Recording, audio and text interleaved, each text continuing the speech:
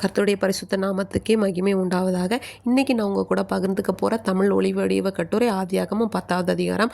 இதை பற்றின ஒரு முன்னுரை அப்படின்னு பார்த்தோன்னா, இந்த அதிகாரத்தில் நோவாவின் பிள்ளைகளாகி சேம், காம், யாபேத் என்பவருடைய வம்ச வரலாறு, யார் இன்னாருக்கு இன்னார் பிறந்தார்கள், அவங்க எந்த திசையில் வசித்தாங்க, எந்தெந்த ஜாதிகளில் வந்தார்கள் அப்படிங்கிறது ரொம்ப அழகாகவே கோடிட்டு காமிச்சிருப்பாங்க.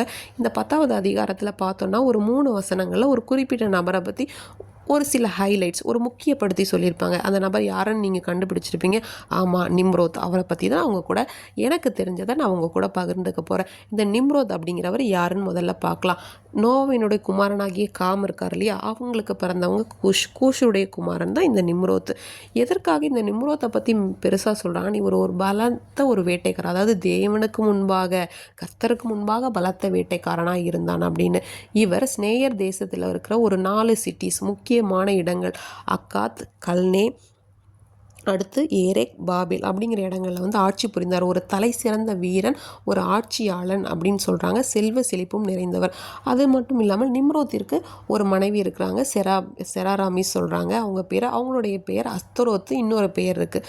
இந்த அஸ்தரோத்தும் இந்த நிம்ரோத்தும் என்ன பண்ணுறாங்க அப்படின்னா, இவங்க 2 பேரும் தான் இன்றைக்கு உலகம் முழுவதும் இருக்கிற புற மத வழிபாட்டிற்கு வித்திட்டவர்கள் அப்படின்னு சொல்லி நமக்கு வேத வல்லுநர்கள் தெளிவாகவே எடுத்துரைக்கிறாங்க. இந்த புற மத வழிபாட்டையும் தேவனுக்கு விரோதமான செயல்களை செய்வதிலும் இவர்கள் 2 பேரும் சேர்ந்துதான் பல கோபுரங்களையும் பல சிலைகளையும் செய்வித்து ஜனங்களை அதற்கேற்றவாறு வழிநடத்தினதாக கூறப்படுகிறது. அது மட்டும் இல்லாமல் சேம், அதாவது நோவாவினுடைய இன்னொரு குமாரனாகிய சேமுடைய சந்ததி வசித்து வந்த அசிரிய தேசத்தையும் படைத்தொடுத்து அவர்களை வென்று அந்த இடத்தில் நினிவே பட்டணத்தை இந்த நிம்ரோத் கட்டினதாகவும் கூறப்படுகிறது.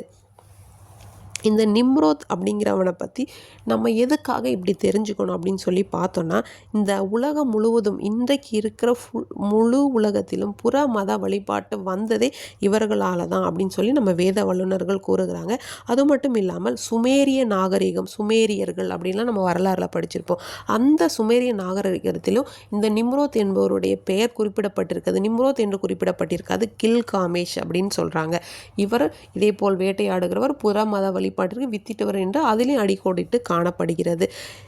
புற மத வழிபாட்டிற்கு வித்திட்டவர்கள், அது என்ன கர்த்தருக்கு முன்பாக வேட்டைக்காரனாக இருந்தான் என்று நம்ம ஆவிக்குரிய விதத்தில் சிந்தித்து பார்த்தோம் அப்படின்னு சொன்னால், தேவனுக்கு முன்பாக வேட்டையாடுகிறோம் என்றால் சபையிலிருந்து, சர்ச்சில் இருந்து ஆத்துமாக்களை பிரித்து சிலை வழிபாட்டிற்கு நேராக, அவர்கள் முன்பு செய்து வந்த வழிபாட்டிற்கு நேராக திசை திருப்புகிறவன். இன்றும் கூட நாம் இப்படிப்பட்ட ஆவிகளை கண்டறிந்து தேவனுக்கு முன்பாக பிரியமாய் நடந்து விலகி இருப்போமாக. ஆமீன்.